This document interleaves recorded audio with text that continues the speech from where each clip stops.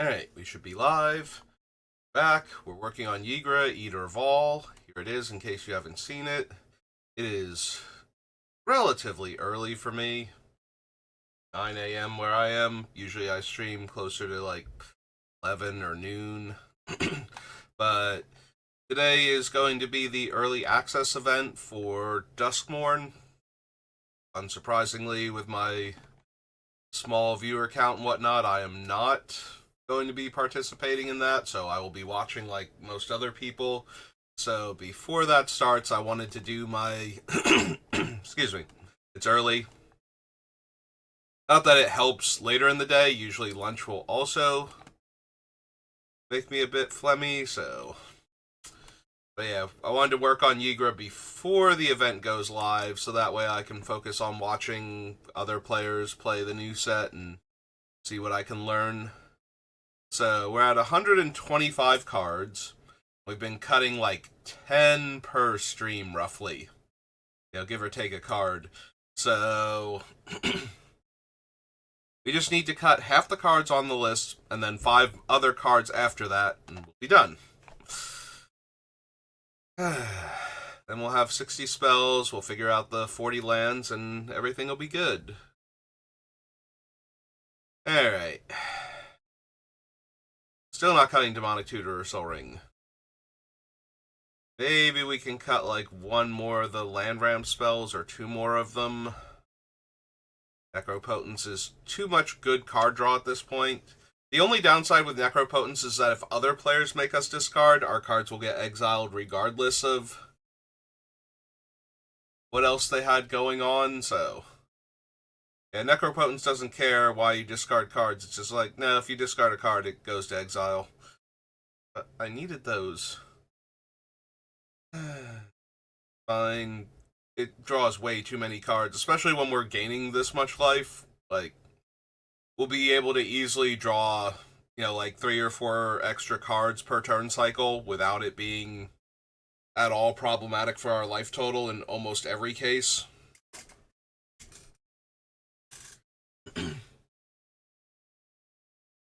Speaking of gaining life, Brim Feast. This is the one that I'm going to wind up cutting that I'm going to be really sad about because it actually works with everything else the deck is doing and it's so thematic. But honestly, if I do cut one of the cheaper land ramp spells, it's probably Rampant Growth. Not cutting Seeds. If we cut Seeds, I feel like we're doing something wrong here at this point. Excuse me. Tutor's staying. Grave Pact is staying. Survival. Wood Elves. Yeah. All of these cards, none of them feel cuttable, which means we need to cut 1 card for every card we've seen so far, and then a few extras. And it's just like, this seems borderline impossible at this point. I really like Hypnotist as one of the sacrifice outlets that we have. This is just so good at killing artifacts repeatably. Do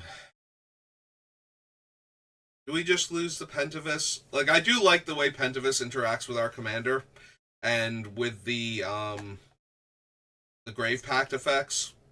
Like, it's 2 mana to put 2 1/1 counters on our commander and trigger Grave Pact. Once it's in play. Hang on a second. That's about.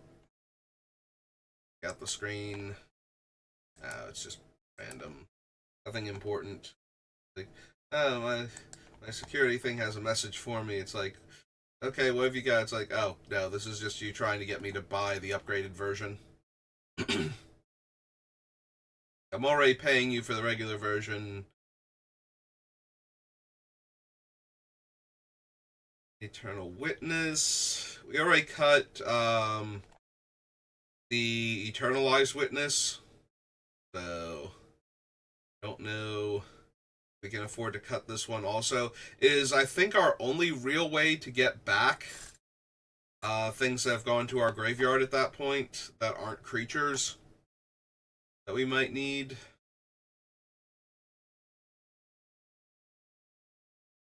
There's a chance we cut Grave Robber. We have Necrogenesis. to hit graveyards. It's possible we can cut Grave Robber. The only downside to cutting Grave Robber is it's a creature, and we're very good at getting dead creatures back compared to getting a dead enchantment back. Like I said, I think Eternal Witness might be our only way to get back any other card type other than creature that we lose. So, but we do have Necrogenesis, and we can very easily get Bojuka Bog and even a Scavenging Ground into the deck if we wanted more graveyard hate.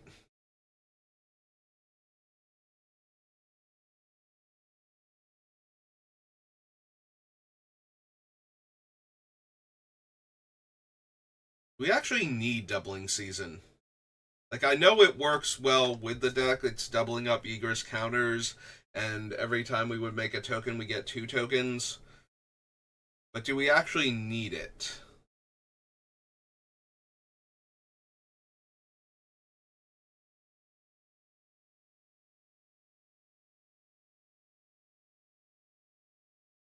There will be times, obviously, when we really would need it. You know, the things that are making tokens aren't making them anywhere near fast enough for how many we need to go through in order to maintain, either not dying or actively winning the game. So,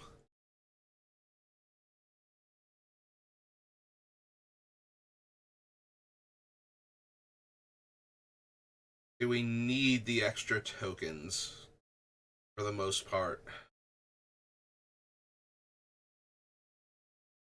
Because I'm thinking about it's like we technically what we need fodder so that way we have stuff to sacrifice to both grow Ygra and to trigger our other things. But do we need all of it? And the answer to that, like I said, is going to be sometimes yes, sometimes very much yes. Like we're only barely clinging to life by the amount of creatures that we're making and food that we have to sacrifice in order to not be dead. Like the creatures already have to chump block, so making the extra food tokens also off of our other stuff is super relevant. But a lot of the time we have like loops and repeatable effects, so we don't necessarily need to make double the number of tokens on any given turn, because we're not going to just win the game on the spot by doubling the number of tokens, but we will win the game over several turns. So doubling season, depending on where it lands, once we get the other cards working, might be good enough to shave a turn off our clock or more. But if it comes later in the setup, like when we've already been grinding for a while, we might not even need it. Yeah, it's entirely possible we don't need doubling season. Like, I'm not bothering with parallel lives or anything to make more of, like, if tokens were that important, we would need parallel lives also. Maybe we don't need doubling season. Like, it's a perfectly fine card in the deck, but it's not one of the most important things that we have. So I think the biggest thing that doubling season would do for this deck might actually be the one Eldrazi from Modern Horizons 3 Propagator Drone. Because we would be making 2 tokens per activation, so after the first activation only costs us green and 1 to make, and losing those 2 tokens to make 2 new tokens. So it would allow us to burn through a lot of our things faster, like triggering all of the Grave Pact effects and all of the life drain effects and whatnot. But yeah, I think that's what doubling season is doing. It's just giving us an extra token that we still need to be able to sacrifice. So if we don't have the free sack outlets, it's not helping as much. So we actually care more that we have the free sack outlets than that we're getting double tokens.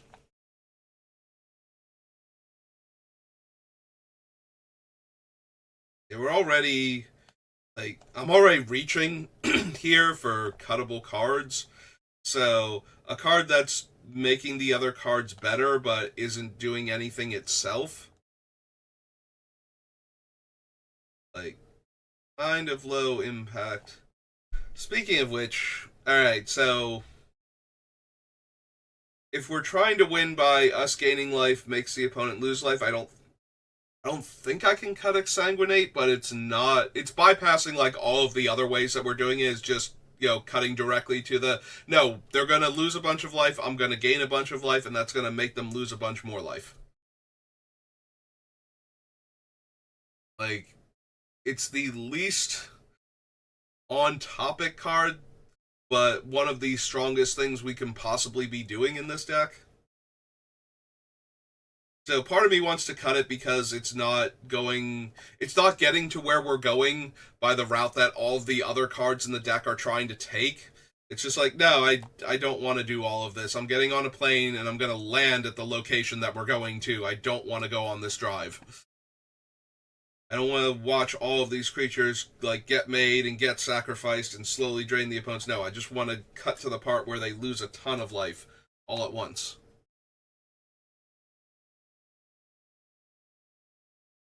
So that almost makes me want to cut it, despite the fact that it might be one of the best cards for that strategy in our deck. So because it's not getting there the same way as all the other cards are, it's like it's almost boring the way it's accomplishing the goal. It's like no, Ygra cares about food and creatures dying and all of this other stuff, and Exsanguinate is like, no, I'm just going to gain you a ton of life and make them lose life.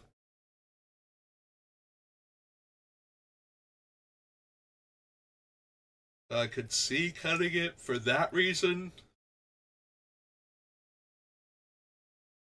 Like it's not like we're hurting for powerful plays in this deck. We have two different creatures that go infinite with Ygra and a sacrifice outlet, so we're not shying away from powerful plays, and I do think it plays very well in the deck.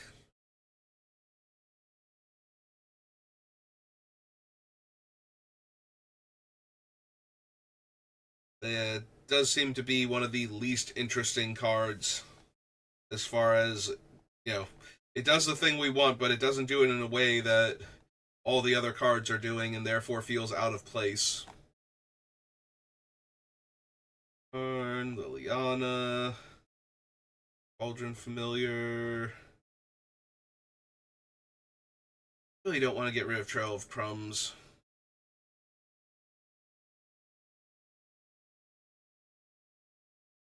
Here, Bastion.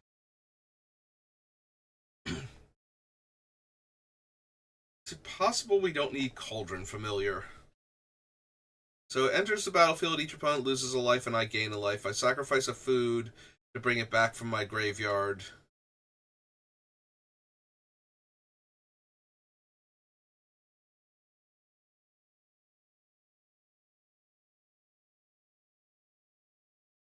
I mean, I guess it's a different infinite combo with either Open the Graves or the Pest Mound or whatever it's called, the thing from Strixhaven Commander.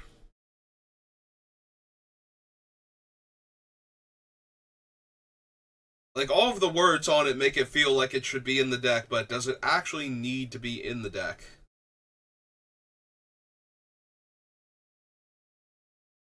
The thing I'm most concerned is that we don't naturally sacrifice the familiar to anything unless we have, any of the other sack outlets going. But if we have one of those and there are a bunch of other cards, I guess it's still like a third Camellia or Experimental Confectioner at that point, where it's giving we sacrifice it, we get the drain, we sacrifice another creature to get it back, we're triggering everything, so anything that's making a token by sacrificing a food. So at that point, it's more like an extra Bastion or like Zulaport Cutthroat or something.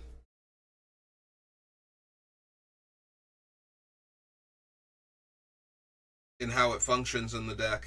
Like, that's the type of effect. Like if we didn't have any of the other aristocrats cards where one of my creatures dies, the opponents lose life and I gain life, this would be the thing that would be like only it dying is triggering it because it, well, the other creature dying is triggering it because it's bringing this thing back.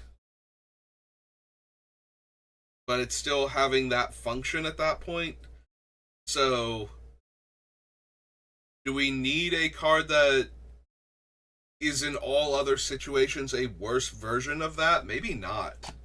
So maybe we can cut Cauldron Familiar, even though every word printed on it makes it feel like it's supposed to be part of this deck. Like, we have other repeatable sacrifice outlets. We have other ways to drain the opponent for having ways to sacrifice things. So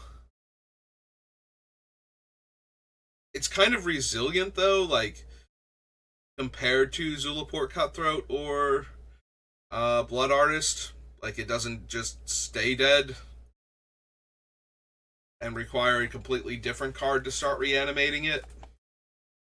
So that's does that make it better? Probably not, only because, like I said, it's only functioning when it can come back. So,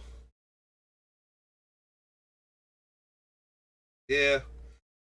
Yeah, I'm really struggling for cuts with this deck, and now that I've taken a look at Cauldron Familiar from different angles, like what is it actually doing in the deck? And what is the role that it's playing? Like originally it's like, oh yeah, lets me sacrifice my food to get it back, and it's draining opponents, so every word on this card is a word that we want cards to have in this deck, basically.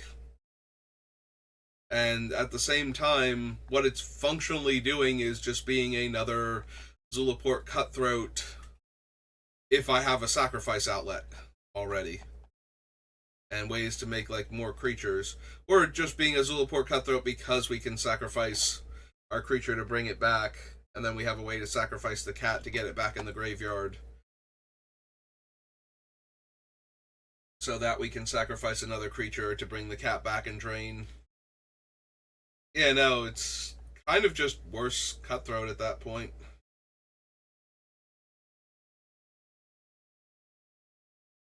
Alright, Shadow Spear can stay. Bastion staying. Tegrid. Like, I could theoretically cut Tegrid. We are making our opponents sacrifice stuff, and sacrificing their stuff would give me their, like, would let me steal their stuff. Yeah. Like, oh, I lost a thing, so you have to lose a thing, and because I have Tegrid, I get that thing as more fodder. But kind of like with Doubling Season, we don't necessarily need the fodder. And Tegrid is just a miserable card, honestly. I could see cutting Tegrid. She's not integral to what we're doing. She is a very win more card. Like if we're already making our opponents sacrifice all of their stuff and we're getting all of this value out of us losing our things. The only thing that I might really desperately want Tegrid for, as opposed to just having it in here as a value card, is as a way to deal with an opposing Tegrid. It's like, okay, I'm going to lose a thing, so you're going to get it, so let me steal your things, so that way I still have stuff to sacrifice, and then I'll sacrifice your stuff. And what is Tegrid's exact wording? Like, does anything ever stay dead at that point? Oops, not Ygra, Tegrid. That not how you spell Tegrid? Spell Tegrid's name wrong.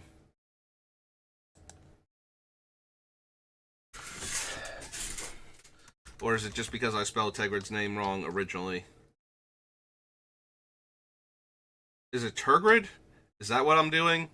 Might be Turgrid. Yeah, that's what it was.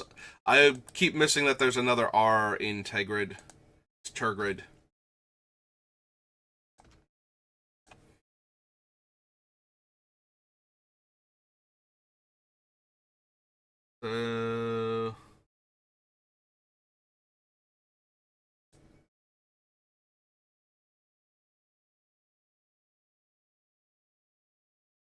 from a graveyard onto the battlefield. So yeah, it just never stops. Like, they'll sacrifice the things that I've been giving them, and I'll be sacrificing the things that they gave me, and yeah. Unless one of us can get to a point where we're forcing the other to lose Tegrid, it would just keep swapping back and forth. Or unless another player can get a Tegrid down, because then that messes up everything. Because then there's two players that are trying to steal the same card each time.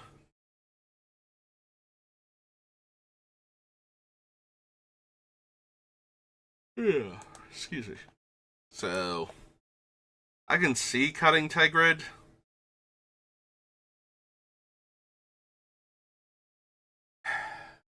Alright. We'll let Tegrid languish on the list for a little while longer. Because she is very powerful, but I can definitely see cutting her and moving on. I like Witherbloom a lot. It's fine. Mortality Spear, Meathook Massacre. Safekeeping to protect our commander.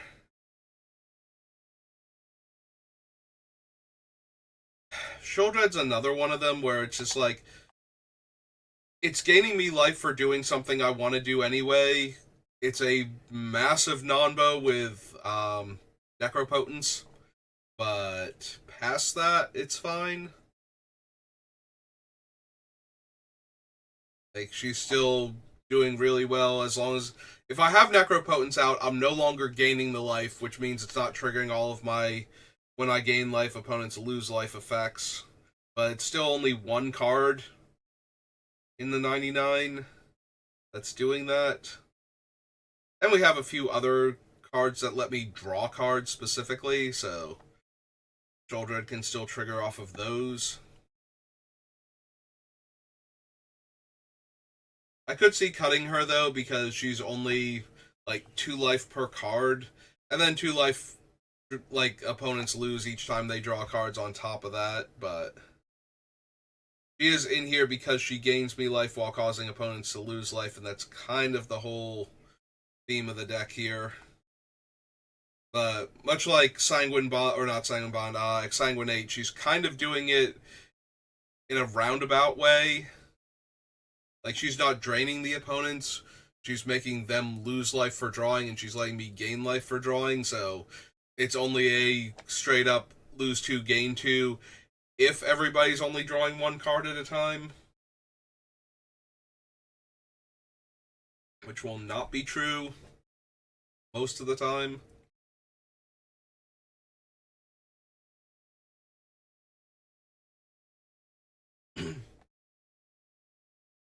I do need cuts. Could be one of them. Yeah, still not sure which one out of Chupacabra and Gumdrop Poisoner, which one I think I should cut more.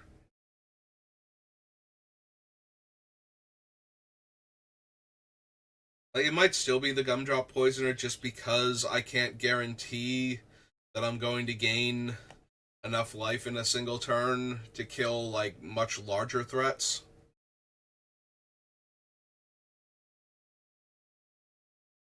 Yeah, that might be what it comes down to, is that Poisoner interacts very well with the deck, but Chupacabra just straight up kills things, so even if I did want to bring in Chthonian Nightmare, it might just be worth it to have to build up a little bit of energy to get back Chupacabra, as opposed to being able to cycle through Gumdrop Poisoner and another creature repeatedly, ideally gaining more life each time and killing larger creatures.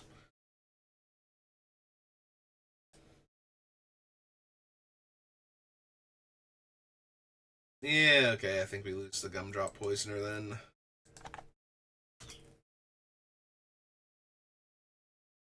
Pain Ripper stays, Miner. Elia, yes. Heaped Harvest still. Season, yes.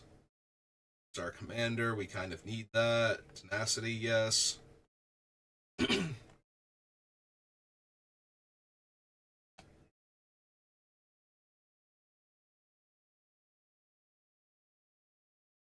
Yeah, I'm wondering if we lose Open the Graves, that kind of.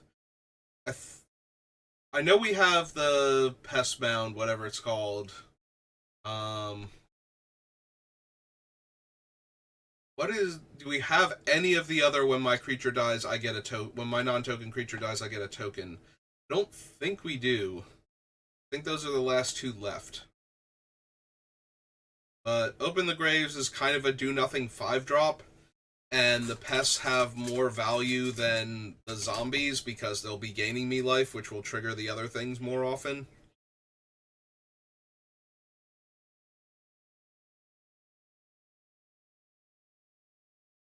Maybe Open the Graves can go. Like, I only have a few non token creatures that I don't mind sacrificing over and over again. I mean, if I can getting them back, then that helps a lot too. But first, we have to get to that point, and we have so many cards to cut that I don't want to. Like, do I just lose Thieving Amalgam?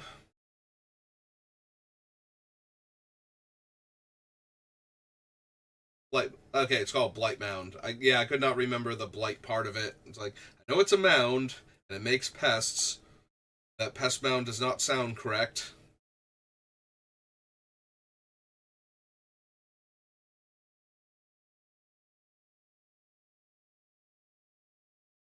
The worst part is I'm agonizing over a couple of choices, and I need to make like 62 more.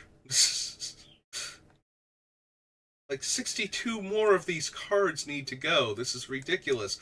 I don't think I've ever been this hard up for cuts. This, like, normally it's like when I get to like 90 is when I start to have this much trouble.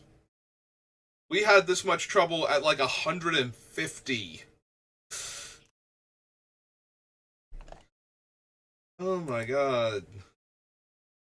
This build is ridiculous. I think this might be the hardest build I've ever done where I just don't want to cut anything.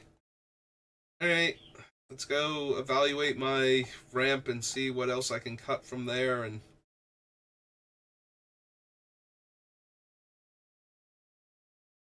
also, like, I need to look at all of the sublists and see, like, how many more cards I can cut at this point, because. Wait, there's the. Oh no, that's the artifact enchantment. Right, I did the hate cards first and then the ramp. There's our ramp. Have 1, 2, 3, 4, 5, 6, 7, 8, 9, 10, 11, 12, 13. Alright. 13 cards on the list. If I had to cut 3 of them, I have like 10 ramp spells this deck.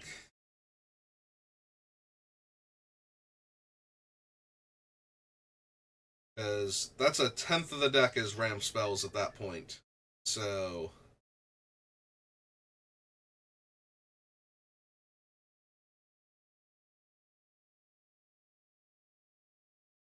Alright, at that point, maybe Awakening Zone is just too slow, making 1 token per turn cycle. And once I start cashing in the ramp card, cashing them in as ramp spells, then I don't get them back. Whereas, if I spend 3 mana on Heaped Harvest, I always have 1 extra land, and then, later on another extra land. But if I spend the 3 mana on this thing, I get 1 extra land, and then if I don't use it, I get another one. But as soon as I use it, I have to wait an entire turn cycle. Get 1 more land. Yeah, it still seems fine at that point for Awakening Zone. I do think we cut Rampant Growth. I don't think we need Nature's Lore, Rampant Growth, Sakura Tribe, um, Farseek, and 3 visits.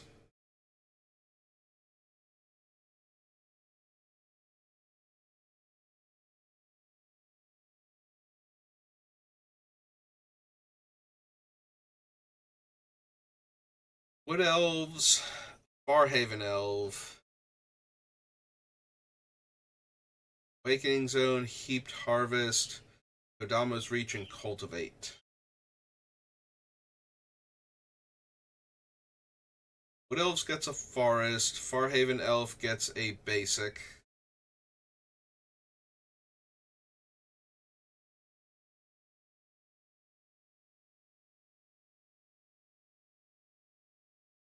I still don't think we cut Soul Ring, even though I'm probably going to be destroying it randomly over the course of the game.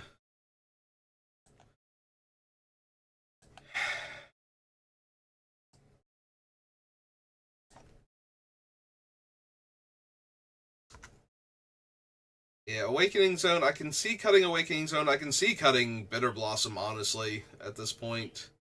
We have so many other ways to make bodies. We don't necessarily need either of them.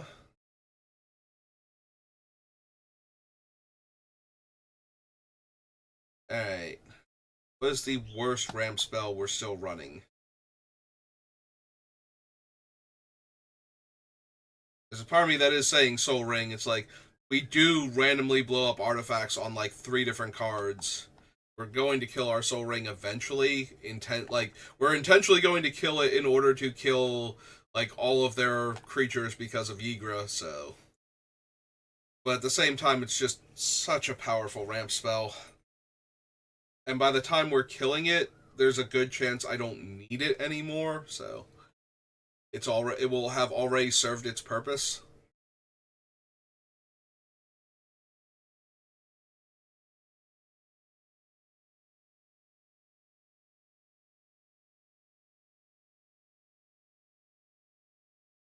The 3-drop creatures that gets a land.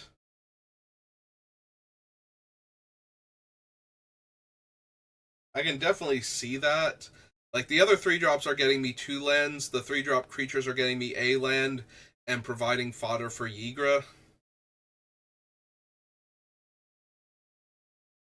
But maybe that's... Like, maybe... Actually, maybe I cut the Wood Elves and the Farhaven Elf and leave the Awakening Zone, because it's giving me more fodder to sacrifice, while still giving me the one... Like, if I only get 1 land from each of these creatures, then every turn Awakening Zone doesn't die, it gives me back the land even if I'm sacrificing the creature. Maybe that's good enough. So, maybe we put the Awakening Zone back on the list. And take the 2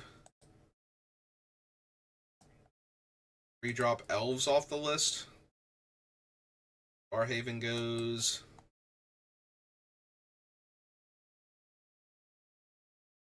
Like, it's a little bit worse if I do manage to get to the point where we can cram Nightmare into here, but we still have Steve, at least, for that effect.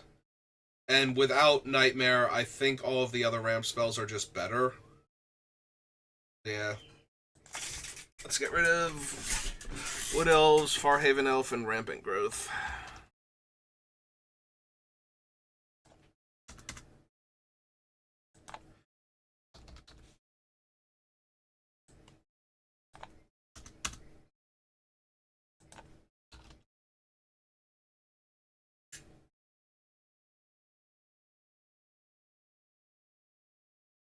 Alright, so kill those 3.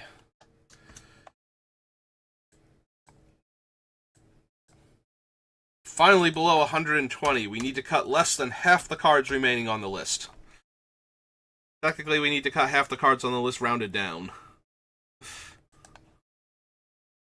The nearest whole card, but still. Alright.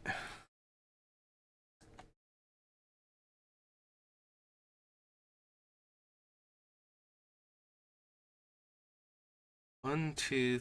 Alright, we already cut the Cauldron Familiar, so...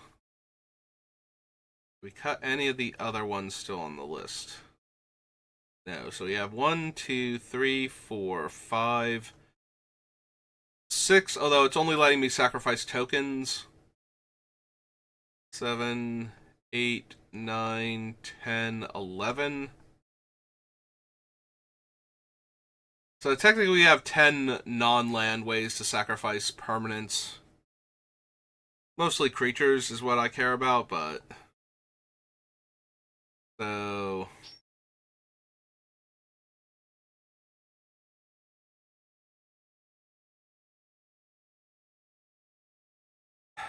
Maybe check my card draw. Maybe we can cut Greta.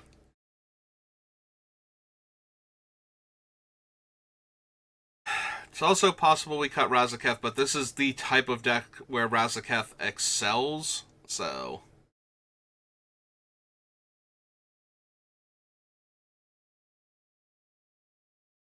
we did... Oh no, that's Black Market Connection. So I was going to say we did finally cut Black Market, so...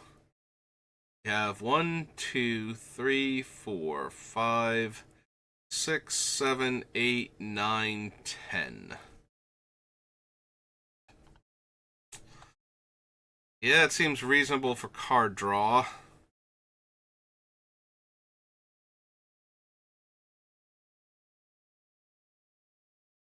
Four, 5, 7, 8, 9, 10, 11, 12, 13, 14, 15, 16, 17, 18, 19.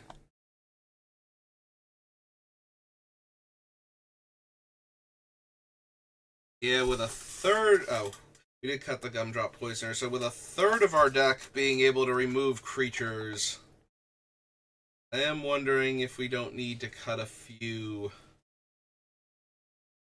full spells. Like if a third of our deck can kill creatures, and then we have 1, 2, 3, 4, 5, 6, 7, 8, 9, 10, 11, 12, 13, 14, 15, 16, 17, 18. So almost a third of our deck can kill artifacts and enchantments. Now, granted, there's a lot of overlap, so it's more like half of our deck is removal right now, so maybe I need to cut down.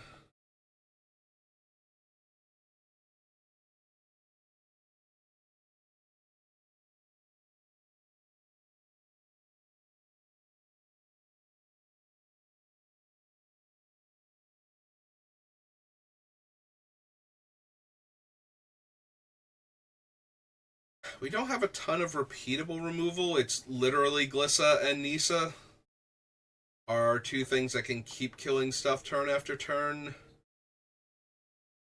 But I'm wondering if we can get rid of Nissa, if we just don't need the artifact kill Planeswalker at all. I do think she's fine in the deck, like her plus giving me more bodies, her ultimate giving Ygra trample, and an extra power boost just to get over anything the opponent might have left. And the naturalize is strong, but don't know that we actually need her.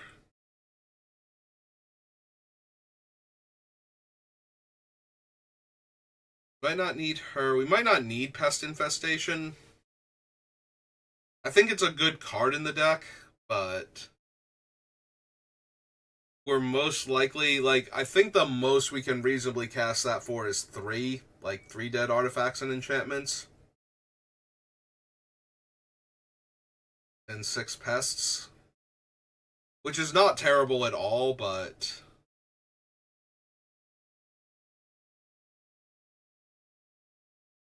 yeah, maybe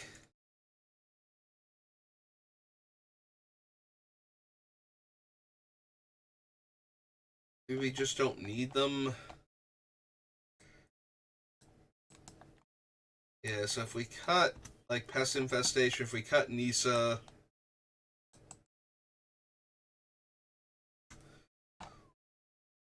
like, we have so many ways to kill any non-land permanent to begin with.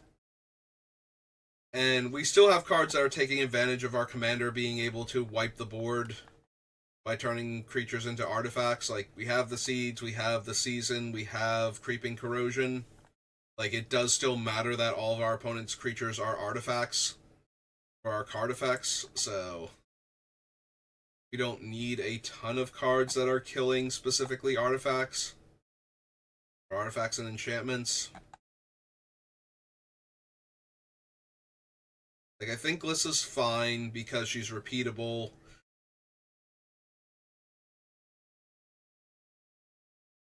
Also, she is a 4-drop. I was thinking she was a 3-drop for some reason, but she is a 4-drop.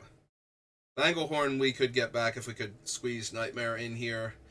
Like, my goal is to eventually put Nightmare in here, but I don't want to add a card to the list until I've subtracted enough cards from the list that I don't feel awful about adding a new card.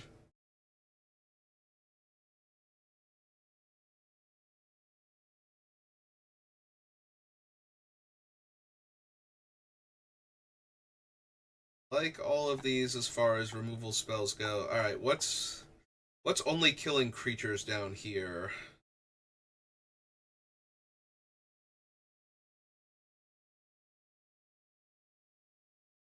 So, the Grave Pact and Dictate just kill all of our opponent's stuff eventually, as does Savra, as long as the tokens are black that we're making, so that way we have plenty of sack outlets. Or, not sack outlets, fodder, rather. I do still think we want Damnation. Like, sometimes our commander is going to be dead or uncastable or something. And sometimes we're going to try and kill every creature except for Ygra, and somebody's going to kill Ygra in response, and I'm going to need a backup way to kill the board. Otherwise, like, if I needed to kill the board there and I didn't, and it's like, well, you could have just cast Damnation in the first place. It's like, yeah, but the other ones are so much more powerful if they resolve. Maybe it's the Meat Hook Massacre? Like, we have so many other ways to kill things. And Meat Hook is, like, I'm gaining life when their stuff dies, they're losing life when my stuff dies, but I'm not draining them for a creature dying. Unless I have, Dictate out and I'm sacrificing a creature and now they have to sacrifice a creature, so now I'm functionally draining them.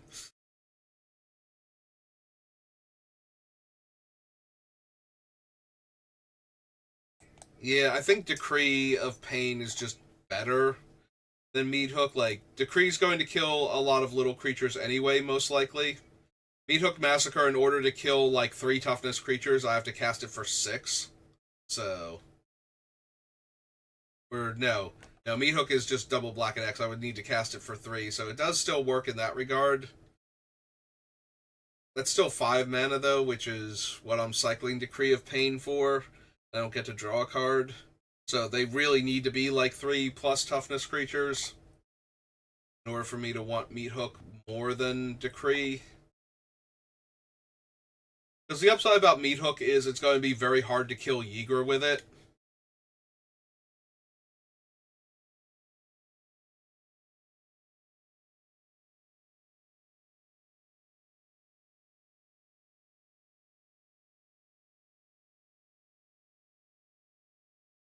Yeah, no, I think we can still lose the Meat Hook Massacre.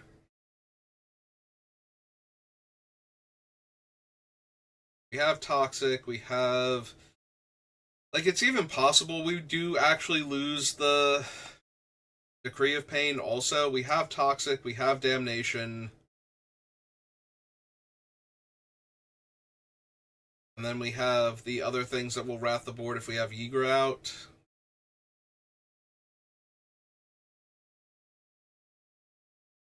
Like, it does help to have a way to clear out all of the small creatures when we have Grave Pact and Decree, because anybody that can make tokens faster than we can stay ahead of those cards, theoretically. So they can find a way to kill one of our enchantments.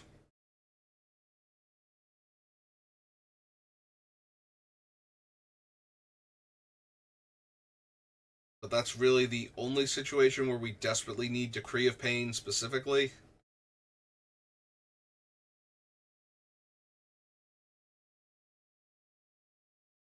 Also, is Decree not down here?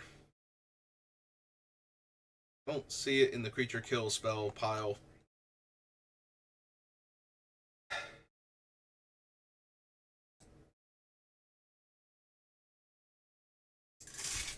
Alright, so let's get rid of these three, and then I think we get rid of Decree also. Kill Pest Infestation, kill Nissa, and kill the Meat Hook Massacre, which I'm sure it would appreciate the irony of.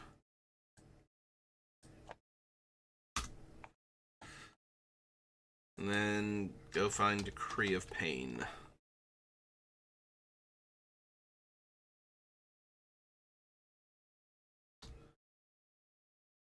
Wait, did I already kill Decree of Pain? Is that why it's not on the list? I thought it was still on the list. Go to Scourge. Maybe I already realized that I can live without Decree of Pain. Yeah, okay, that's what happened. 1, 2, 3.